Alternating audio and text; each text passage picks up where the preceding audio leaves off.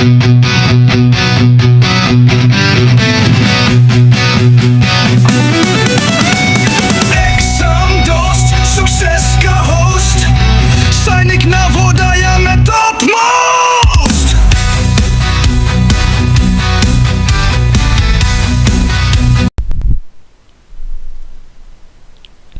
and welcome everybody. When India became independent in August 1947, जब भारत 15 अगस्त 1947 को आज़ाद हुआ, it faced a series of very great challenges. It was not a moment of happiness, it was a moment of great responsibility. It discussed partition was inevitable. And as a result of partition, 8 million refugees had come into the country from what was now Pakistan. 8 million means 80 lakh people came from Pakistan to India. These people had to be found homes and jobs. This was not the end of the problem. Then there was the problem of princely states. Almost 500 of them, each ruled by a Maharaja or a Nawab, each of whom had to be persuaded to join the new nation. अब जब हमारा देश आज़ाद हुआ तो उस समय तो ये भारत था नहीं, उस समय तो ये इंडिया नहीं था. इवन तो हमने कॉन्स्टिट्यूशन तो फ्रेम करने के सिचुएशन में हम थे, थोड़ा बहुत हमें आइडिया था कि हमारा कॉन्स्टिट्यूशन शेप होगा, किस तरह का होगा, पर अभी ये हमारा भारत यूनाइटेड नहीं था. तो अलग अलग प्रिंसली स्टेट्स थे, 500 स्टेट्स, छोटे छोटे बड़े बड़े महाराजा थे, नवाब थे. अब उनको कैसे हम अग्री करें कि आप अपना किंगडम छोड़कर, अपना स्टेट छोड़कर, आप इंडिया, एक देश बन रहा है, आप उसे इंडिया में आकर आप अपना विलय कर दें, आप आकर उसमें मिल जाएं. The problems of the refugees and of the princely states had to be addressed immediately, as they were stranded in middle of nowhere. Refugees का तो कुछ पता भी नहीं था कि खाना क्या खाना है कल. Immediately इसे सॉल्व करना था, प्लस सारे के सारे princely states को immediately ज्वाइन कराना था. And in the longer term, the new nation had to adopt a political system that would best serve the hopes and expectations of its population. ये तो छोटी प्रॉब्लम थी, शॉर्ट टर्म प्रॉब्लम्स थी. Long term problem ये थी कि एक ऐसा पॉलिटिकल स्ट्रक्चर देश को दिया जाए जिससे लोगों की उम्मीदें, लोगों के एक्सपेक्टेशंस बने रहे, देश पर उनका भरोसा कायम रहे, एक प्रॉपर सिस्टम पे उनका ट्रस्ट बना रहे. So these were the major challenges which India had immediately for short term as well as for the long term. जो challenges हमारे सामने थे आज़ादी के साथ हमारे लिए आए. आगे बढ़ते हैं. Let us move.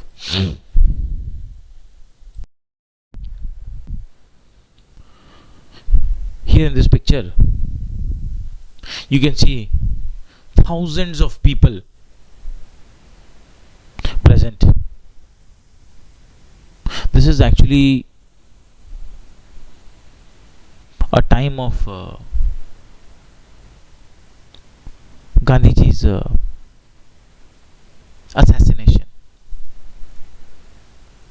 These people have gathered after his death.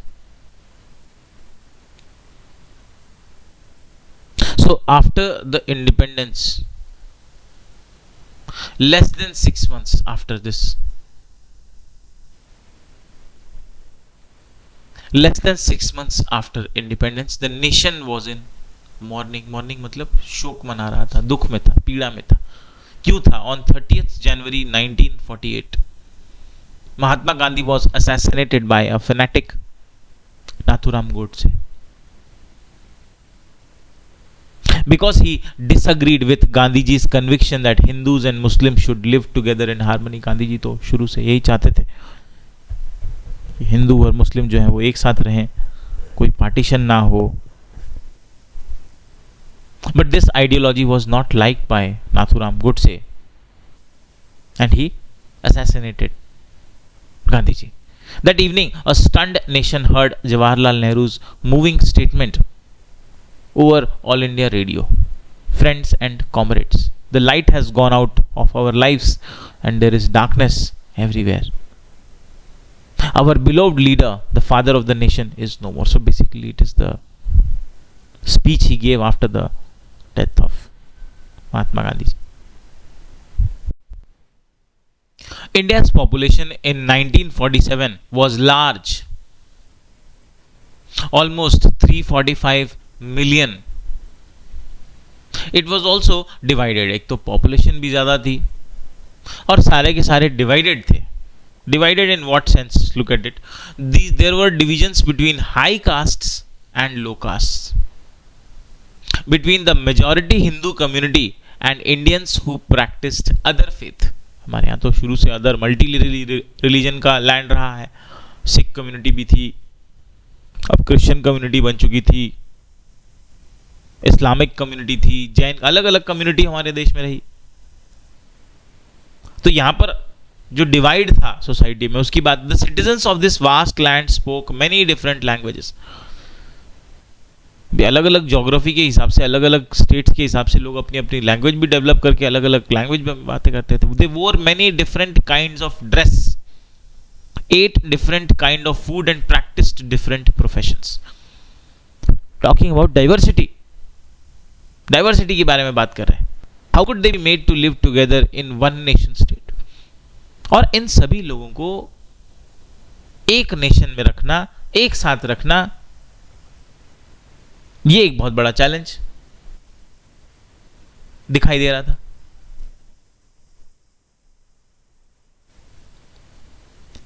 And this actually shows us a picture of a problem related to the unity.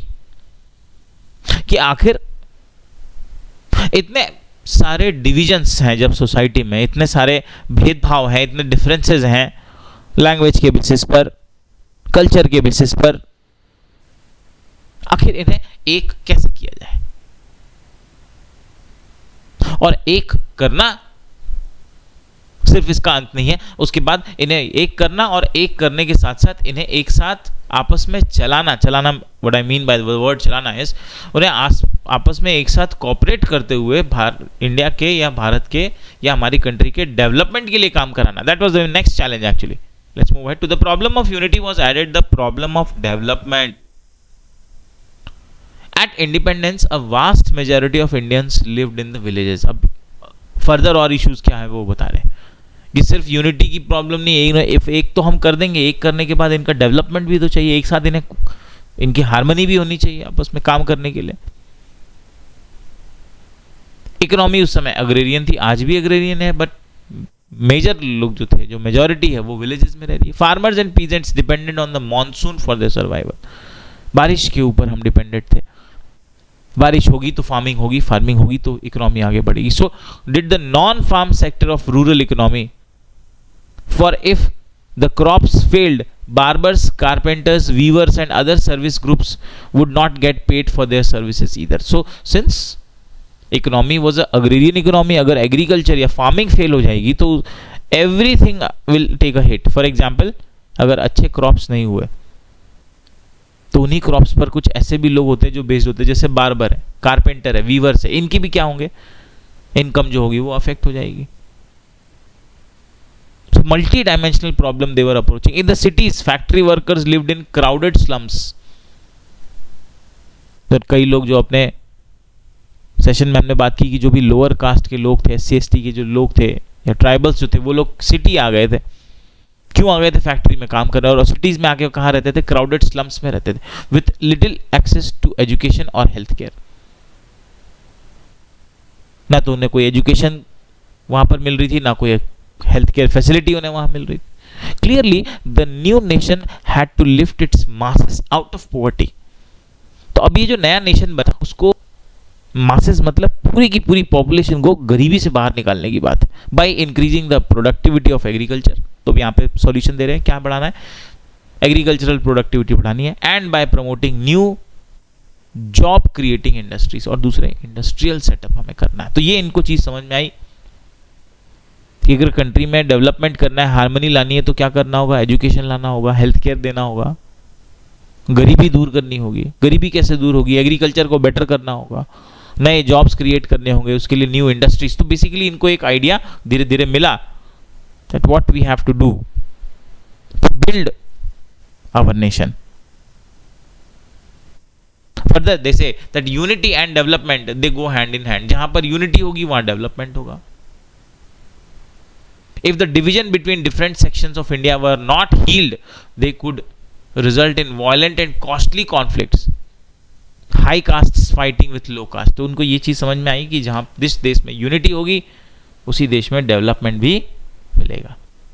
Unity नहीं होगी, डेवलपमेंट नहीं होगा। अगर लोग आपस में लड़ते रहे हाई क्लास लो क्लास में, अगर ये कॉन्फ्लिक्ट खत्म नहीं हुआ तो वो आपस में एक साथ मिलकर कभी काम नहीं करेंगे। अभी एक साथ मिलकर कभी काम नहीं करेंगे तो देश हमारा आगे नहीं बढ़ेगा।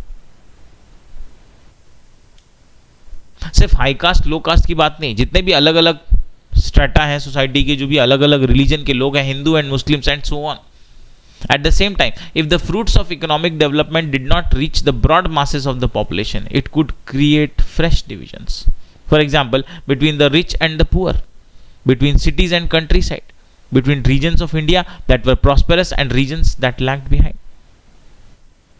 तो पहला तो ये बात कर रहे हैं कि यूनिटी होनी चाहिए, आपस में जो कास्ट बेस्ड फाइटिंग है वो ना हो, उनके बीच में कॉन्फ्लिक्ट ना हो, रिलीजन बेस्ड कॉन्फ्लिक्ट्स ना हो। इसके अलावा जो डेवलपमेंट हो रहा है उस डेवलपमेंट का जो बेनिफिट है that should reach every part of the society. क्योंकि अगर वो सिर्फ अमीरों को ही फायदा मिलता रहा, जो भी इकोनॉमिक डेवलपमेंट होगा, जो भी इंडस्ट्रियल डेवलपमेंट होगा, जो भी बिजनेस डेवलपमेंट होगा, अगर सिर्फ वो अमीरों को मिलता रहा तो अमीर और अमीर होंगे, गरीब गरीब होते जाएंगे। इससे एक और नया डिवीजन क्रिएट हो जाएगा, अमीर गरीब के बीच में, शहरी और गांव के बीच में। और इंडिया के ही ऐसे रीजन्स जो प्रॉस्पेरस हैं और ऐसे जो पिछड़े हैं, and this could create further hindrance in the development. आगे बढ़ेंगे, let us move. Between 1946 December 1946 and November 1949, some 300 Indians had a series of meetings on the country's political future. तो ये 3 सालों का पीरियड की बात हो रही है बेसिकली, जहां पर कॉन्स्टिट्यूशन का फॉर्मेशन हुआ। The meetings of this constituent assembly, 300 members की कॉन्स्टिट्यूएंट असेंबली है। They were held in New Delhi, but the participants came from all over India and from different political parties. तो 300 लोगों की ये मीटिंग हुई constituent assembly की। Meeting तो new Delhi में होती थी पर पूरी देश से लोग आते थे। These discussions resulting in the framing of the Indian Constitution, which came into effect on 26 January 1950. तो इनकी इसी मीटिंग से कॉन्स्टिट्यूशन ऑफ इंडिया का फॉर्मेशन हुआ, उसे फ्रेम किया गया और उसे इफेक्ट में लाया गया 26 जनवरी 1950 को।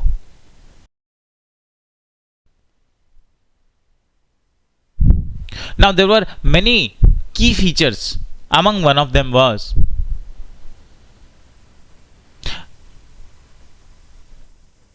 the feature of the constitution was its adoption of universal adult franchisee. What is that? All Indians above the age of 21 would be allowed to vote in state and national elections. And this was a revolutionary step. For never before has Indians been allowed to choose their own leaders.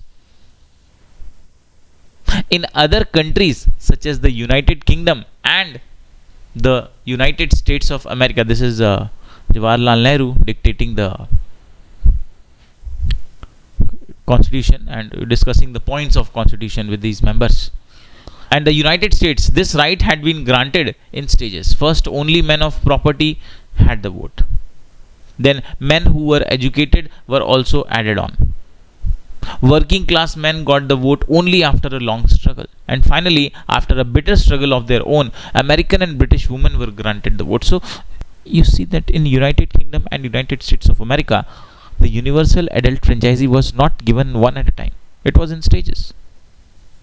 On the other hand, soon after independence, India chose to grant this right to all its citizens, regardless of gender, class, or education. So the key part was the universal adult franchising.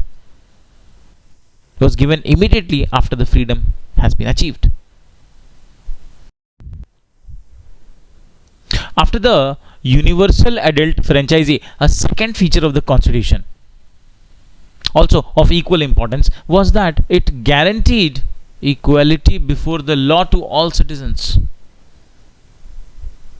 regardless of their caste or religious affiliations. There were some Indians who wished that the political system of the new nation be based on Hindu ideals.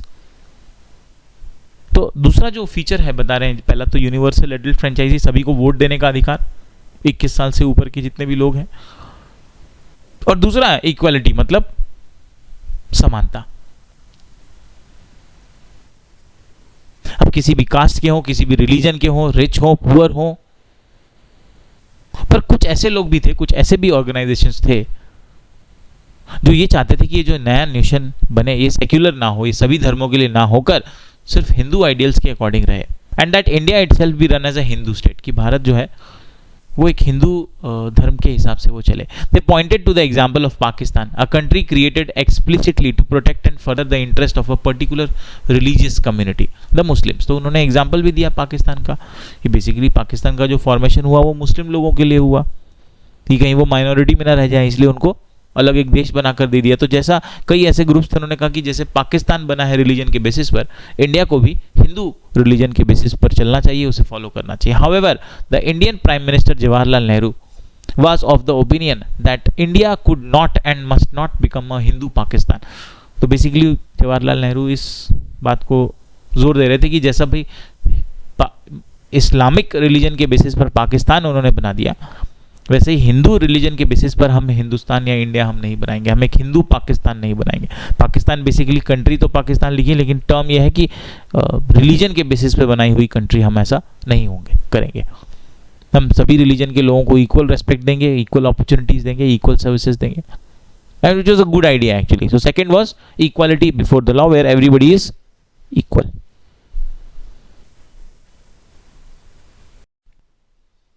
Now, after discussing the universal adult franchisee and equality before the law,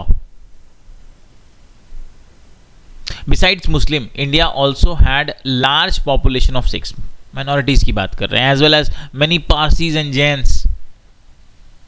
And under the new constitution, they would have the same rights as Hindus. तो यहाँ पर इन्होंने minority और majority के बीच में कोई difference create नहीं किया, सभी को equal rights दे दिए। The same opportunities when it came to seeking jobs in government or the private sector, the same rights before the law.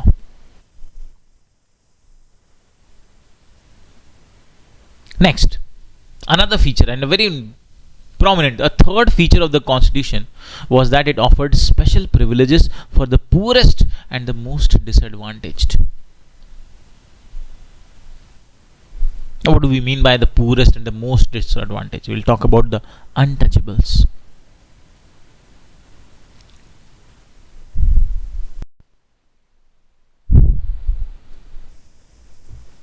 Now, discussing about the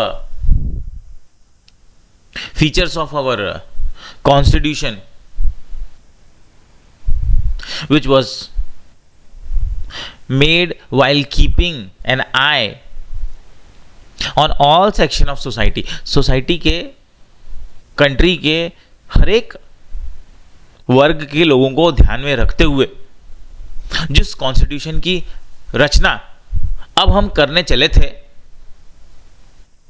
उसमें हमने डिस्कस किया यूनिवर्सल एडल्ट फ्रेंचाइजी के बारे में, equality before law के बारे में, special privileges to the disadvantaged Indians के बारे में, और इसी के साथ जब हम इस पीरियड में बात कर रहे हैं, then comes a very important point which is the practice of untouchability, which was described as a slur and a blot on the fair name of India. This too was abolished as we had discussed. There were few castes जिनको temple में enter करने नहीं दिया जाता था, educational facilities नहीं देती थी,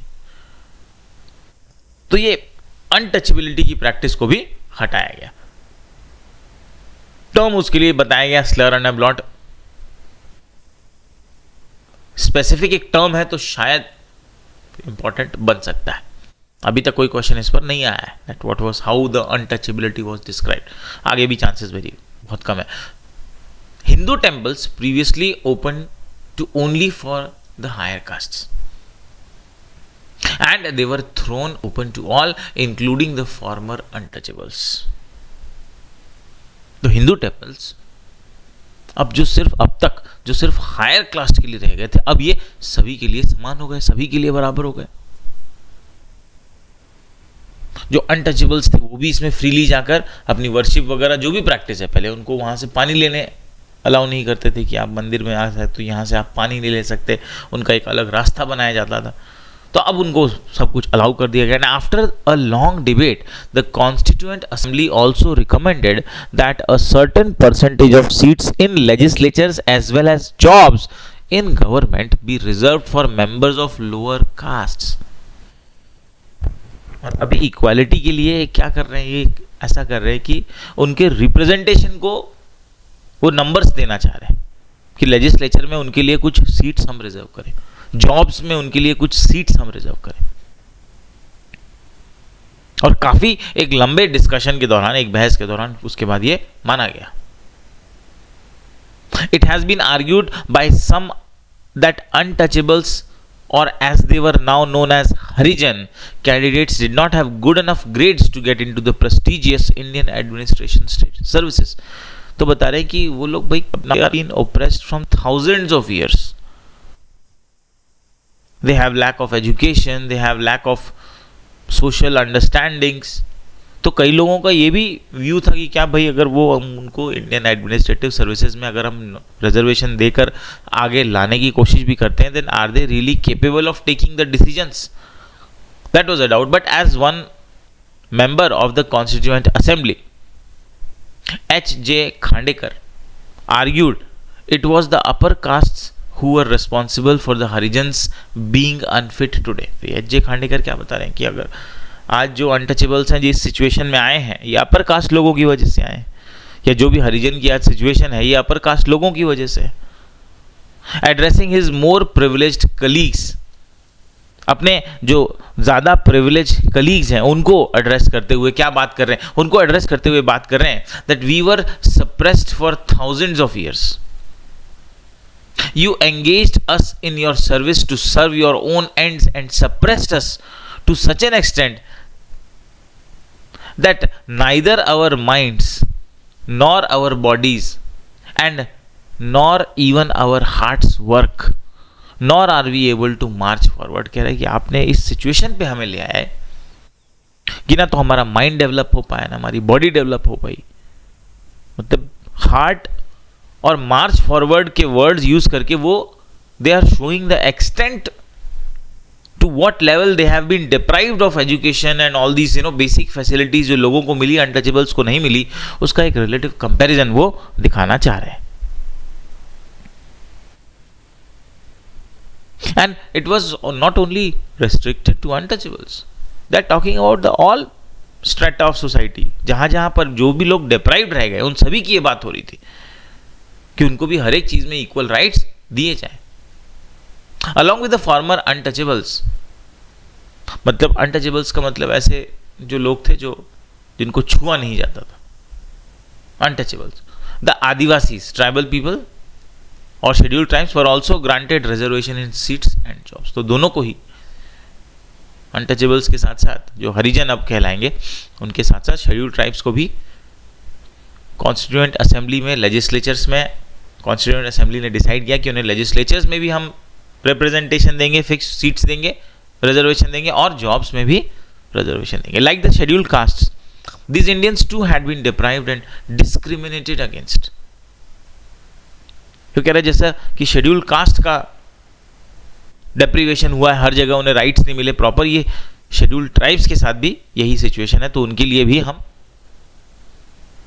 इक्वालिटी लाने के लिए ऐसा स्टेप हम लेंगे। The tribals had been deprived of modern health care and education while their lands and forests had been taken away by more powerful outsiders। उनके बारे में बताया जा रहा है कि वो तो जंगलों में रहे, जो ट्राइबल पीपल थे। अब जब वो जंगलों में रहे तो उन्हें ना तो एजुकेशन मिला, ना मॉडर्न हेल्थ केयर मिला, और उनकी लैंड जिस पर वो रहते थे, जो फॉरेस्ट पर वो रहते थे, वो भी पावरफुल लोगों ने ले ली. That we have seen that how Britishers have made the forest laws. The new privileges granted them by the constitution were meant to make amends for this. तो अभी ये जो स्पेशल जो इन लोगों के लिए हम प्रिविलेजेस दे रहे हैं, वो इसको सुधारने के लिए हम दे रहे हैं. So these were the central idea, collective ideas, ये सारे ideas थे. The Constituent Assembly spent many days discussing the powers of central government versus those of the state government. तो Constituent Assembly ने इसी के साथ बहुत दिनों तक ये भी डिसाइड किया कि जो हमारी गवर्नमेंट बन रही है टू पार्ट्स में, एक सेंट्रल के पास पावर है, एक स्टेट के पास पावर है, तो सेंट्रल गवर्नमेंट के पास क्या राइट्स होने चाहिए, स्टेट गवर्नमेंट के पास एज अ बेसिक ऑटोनॉमी उनके पास क्या राइट्स होने चाहिए. Some members thought that the centre's interest should be foremost. कुछ लोगों ने कहा कि भाई सेंटर है, सेंटर का ज़्यादा इंपॉर्टेंस रखेंगे. Only a strong centre, it was argued, would be in position to think and plan for the wellbeing of the country as a whole. कह रहा है कि अगर सेंट्रल गवर्नमेंट को स्ट्रॉन्ग रखा, मजबूत रखा, ज़्यादा पावर्स दिए, तभी हम अपने देश के बारे में सोच सकेंगे, प्लान कर सकेंगे, अपने देश के डेवलपमेंट के बारे में, इकोनॉमिक डेवलपमेंट के बारे में. Other members felt that the provinces should have greater autonomy and freedom. और कई ऐसे मेंबर्स थे, उन्होंने कहा कि जो छोटे छोटे हम प्रोविंसेस बनाएंगे, जो पार्ट्स बनाएंगे, उनको हम ज़्यादा ऑटोनॉमी देंगे, उनको हम ज़्यादा फ्रीडम देंगे. A member from Mysore feared that under the present system, democracy is centered in Delhi and it is not allowed to work in the same sense and spirit in the rest of country. तो मैसूर नाम इन्होंने मैसूर का लिया है. Point out ये south southern India को कर रहे हैं कि सदर्न इंडिया जो उनकी फीलिंग डेवलप हुई कि अगर ज़्यादा पावर सेंट्रल गवर्नमेंट को रही तो डेमोक्रेसी जो है और जितने भी मेजर इंपॉर्टेंट चीज़ें जो हैं, जो ज़्यादा की टास्क जो हैं, की एक्टिविटीज़ जो हैं, वो सारी की सारी दिल्ली में रह जाएंगी और बाकी जो छोटे छोटे प्रोविंसेस हैं अगेन वो उसके कंट्रोल में आकर रह जाएंगे. A member from Madras further they say insisted that the initial responsibility for the well-being of the people of the provinces should rest with the provincial governments. बात इनकी भी ठीक है कि वहाँ के फॉर एग्जाम्पल जो प्रोविंशियल गवर्नमेंट्स बने, जो स्टेट्स बाद में तो चल के वो स्टेट्स हो रहे हैं, तो जो स्टेट्स बनेंगे उनको अपने लोगों का वेलबींग के बारे में सोचने का राइट पहले उन प्रोविंशियल गवर्नमेंट्स को दिया जाए, जो कि बात सही भी है. फॉर एग्जाम्पल स्टेट में क्या क्या रिस्पॉन्सिबिलिटी होती है, स्टेट वाइज रिस्पॉन्सिबिलिटी होती है भाई, स्कूल बनाना, हॉस्पिटल्स बनाना, ये सारी स्टेट की रिस्पॉन्सिबिलिटी. तो ये सेंटर ये काम नहीं करना चाहिए. तो ऐसा इनका कहना था कि प्रोविंशियल गवर्नमेंट को भी. अब आगे देखते हैं कि किस किस को क्या क्या राइट्स दिए गए.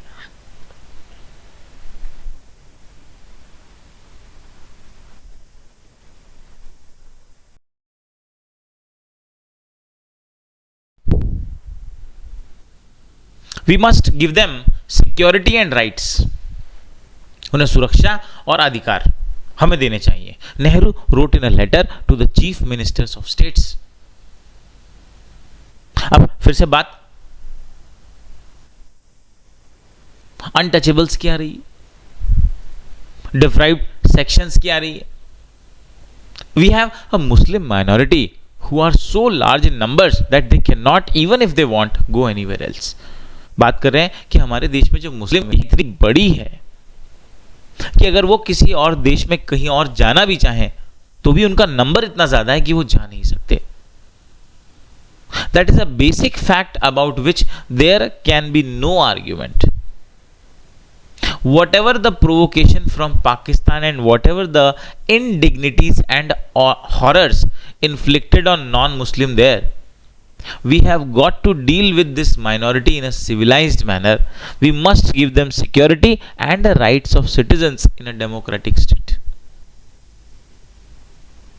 बात यहाँ पर यह है कि पार्टीशन के समय हुए, या रादर पार्टीशन के समय जो मूवमेंट हुआ, उस मूवमेंट में लाखों लोग मारे गए, बहुत सारी एडवर्सिटीज़ हुई, बहुत सारी एट्रॉसिटीज़ हुई.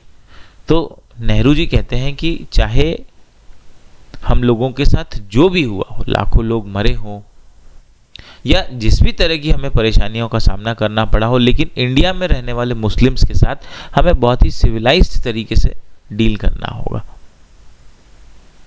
चाहे नॉन मुस्लिम्स को कितनी भी परेशानी हो, उनको लिखा है यहाँ पर, कितनी भी उनके साथ इंडिग्निटीज या हॉरर्स उनके ऊपर इन्फ्लिक्ट हुआ हो, मतलब उनके ऊपर इसका असर पड़ा हो, but we should deal with the minority here in our country. जो माइनॉरिटी मतलब मुस्लिम्स के बारे में बात कर रहे हैं कि उनके साथ हमें सिविलाइज्ड मैनर में रहना चाहिए। We must give them security and the rights of a citizen in a democratic state. तो उन्हें सुरक्षा भी देंगे, हम उन्हें अधिकार भी देंगे, नागरिक होने के जो भी अधिकार होते हैं वो हम उन्हें देंगे अपने स्टेट में।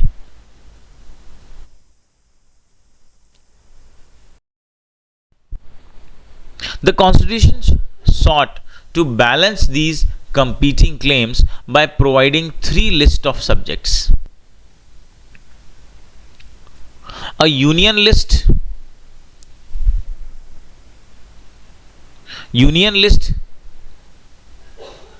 they had subjects such as taxes, defense and foreign affairs। ये जो डिस्ट्रीब्यूशन ऑफ पावर्स की बात चल रही थी, सेंटर्स के पास क्या स्टेट होने चाहिए और प्रोविंशियल गवर्नमेंट्स के पास क्या स्टेट होने चाहिए। तो सेंटर्स के बारे में बात करें, यूनियन के बारे में बात करें कि उनके पास टैक्स होना चाहिए, डिफेंस होना चाहिए, फॉरेन अफेयर्स होना चाहिए, which would be the exclusive responsibility of the centre, और ये सिर्फ और सिर्फ सेंटर करेगा। और state list of subjects such as education, health, which would be taken care of principally by the states. तो कह रहे हैं कि प्रोविंशियल जो गवर्नमेंट होगी उनको हम क्या दे देंगे, उनको हम हेल्थ केयर दे देंगे, एजुकेशन दे देंगे, लोकल इंफ्रास्ट्रक्चर देंगे। A concurrent list under which would come subjects such as forest, agriculture, in which the center and the state would have joint responsibility। तो और कुछ ऐसे हम एरियाज रखेंगे जहां पर सेंटर की भी रिस्पॉन्सिबिलिटी हो और स्टेट की भी रिस्पॉन्सिबिलिटी हो। फॉर एग्जाम्पल फॉरेस्ट, एग्रीकल्चर, इसमें दोनों मिलकर काम करेंगे। Another major debate in the Constituent Assembly concerned the language। आज अगर आप भारत के बारे में बात करें तो हमारे जितने भी स्टेट्स बनाए हैं वो लैंग्वेज के बेसिस पर बनाए हैं। और आज इसका आप देखिए origin, many members believe that the English language should leave India with the British rulers. Its place they argued should be taken by Hindi. तो कई लोगों का ये मानना था कि अब जब ब्रिटिशर्स यहाँ से जा रहे हैं तो उनकी लैंग्वेज, इंग्लिश लैंग्वेज भी यहाँ से चली जानी चाहिए और उसकी जगह अब हम हिंदी भाषा का प्रयोग करें। However, those who did not speak Hindi were of a different opinion। पर कई ऐसे लोग थे जो हिंदी में बात नहीं करते थे और उनका जो विचार थी, उनकी विचारधारा अलग थी। Speaking in the assembly, T.T. Krishnamachari conveyed a warning on behalf of people of the South। T.T. Krishnamachari ने एक काइंड ऑफ एक चेतावनी दी, साउथ इंडिया के पीपल के लोगों के नजरिए से उन्होंने एक चेतावनी दी। क्या दी? Some of whom threatened to separate from India if Hindi was imposed on them। उन्होंने कहा कि अगर आप जबरदस्ती हमारे ऊपर हिंदी लागू करें, कि हिंदी को अगर आप हमारे देश की राष्ट्रभाषा बनाने की कोशिश करें तो हम भारत से अलग होना चाहेंगे।